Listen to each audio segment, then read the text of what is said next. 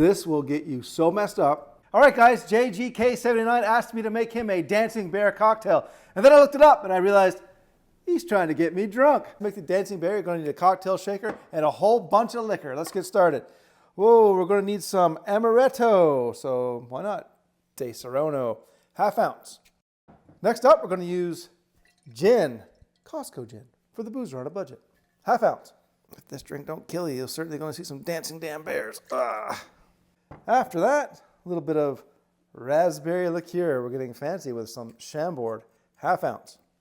Next, we're going to need some rum, and I'm going to use Island Bird Premium Rum. I love this stuff.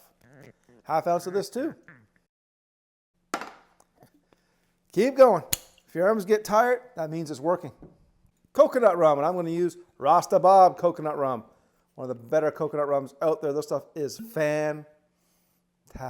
½ ounce. Guys, we are literally halfway there. Peach schnapps, ½ ounce. If you think this is a lot of liquor, you're right. ½ ounce of Southern Comfort. The perfect pour. Not done yet. ½ ounce of white tequila. And just when you thought we couldn't add any more alcohol, vodka, ½ ounce. Now, if you drink more than one of these in a freaking lifetime, you're drinking too many. That's a whole lot. ½ ounce of triple sec. I get drunk just making this cocktail. Non-alcoholic ingredients, we're going to add a little bit of cranberry juice cocktail, 3 ounces. Then some freshly squeezed from the jar, pineapple juice. Pineapple juice makes everything taste better. There won't be much shaking going on, so I'm going to have to transfer this bad boy into a larger shaker. So here we go. Let's see. Let's see what happens. Now take your grenadine, put a dash on the top.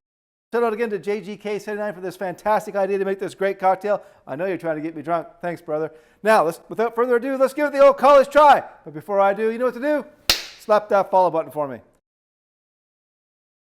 Oh, that is going to mess me up. This is the beginning of some very bad decisions, Mrs. Zamora.